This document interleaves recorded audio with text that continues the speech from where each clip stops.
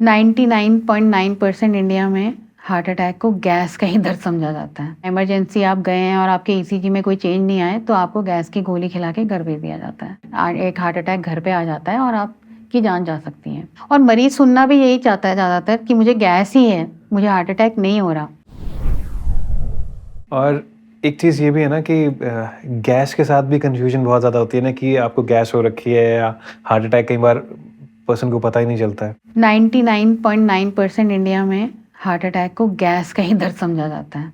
किसी आप ऐसी जगह पे हैं जहाँ पे हॉस्पिटल्स इक्विप्ड नहीं है या इमरजेंसी आप गए हैं और आपके ईसीजी में कोई चेंज नहीं आए तो आपको गैस की गोली खिला के घर भेज दिया जाता है। एक हार्ट अटैक घर पे आ जाता है और आपकी जान जा सकती है। तो ये तो बहुत ही कॉमन सिम्टम है कि गैस हो रही है। और मरीज सुनना भी यही चाहता है ज़्यादातर कि मुझे गैस ही है, मुझे हार्ट अटैक नहीं हो रहा। पर ऐसा नहीं है।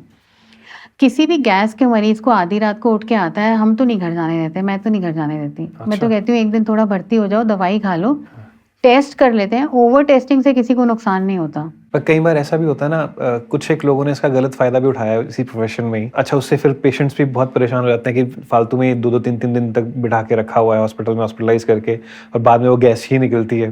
तो फिर लोगों को ऐसा लगता है कि नहीं नहीं यार गैस ही है, परसेप्शन वैसा बन जाता है ना फिर। एक्चुअली मेडिकल प्रोफेशन को ना थोड़ा सा बदनामी मिली है इन सब चीज़ों के कारण। बट ज़्यादातर डॉक्टर्स जो हैं जान बचाने के लिए हैं। Right. तो ये थोड़ा मिसकंसेप्शन दूर हटना चाहिए, क्योंकि बहुत ज़्यादा सोशल मीडिया पे डॉक्टर्स को प्रोसिक्यूट किया जाता है इस चीज़ के लिए कि मैंने जैसे बताया कि सपोज नहीं किया आपको ट्रीट गैस का, आपकी तसल्ली के लिए गैस का दर्द बजा के आपको घर भेज दिया, तो भी आप डॉक्टर को ही ब्लेम करोगे कि भाई हम तो आए थे हॉस्पिटल, आपने बताया नहीं कि ऐसा भी हो सकता है। Right right. बाद में कुछ नहीं होता, हार्ट अटैक में 10 ही मिनट मिलते हैं। कई बार तो वो भी नहीं मिलता। नहीं मिलते हैं, 10 मिनट भी नहीं मिलते हैं। जैसे कि अभी एक इंसिडेंट था, अभी मेरे रिलेटिव ही उनकी जान गई है हार्ट अटैक की वजह से ही। 78 एज थी उनकी। दिन में उनको पेन उठी, आई थिंक शोल्डर की तरफ, और डॉक्टर के पास गए गवर्नमेंट हॉस्पिटल में, तो उन्होंने बताया कि ये नॉर्मल है, ये वही पेन ही है ये। तो उन्होंने कुछ पेन किलर दिया और वो घर चले गए। रात को उनको थोड़ा दम घुटना उनको शुरू हुआ, तो फिर अगेन हॉस्पिटल गए तो फिर उन्होंने बोला कि फिर ईसीजी कर लेते हैं। ईसीजी में आया कि हार्ट ब्लॉक है, और डॉक्टर साहब ने भी मुंह भी सामने बोल दिया कि तो आपके तो हार्ट में ब्लॉकेज है और आपका तो कल एंजियोग्राफी करनी पड़ेगी और आपको आज नहीं भेज पाएंगे यहाँ से। और वो उसी टाइम ही कोलैप्स कर गए, उनको तो 1 मिनट का टाइम भी नहीं मिला। ये वाला केस क्या होता है? ज़्यादातर जैसे मैंने बताया गैस का दर्द समझ के पहले गए, घर चले गए, फिर वापस भी आए।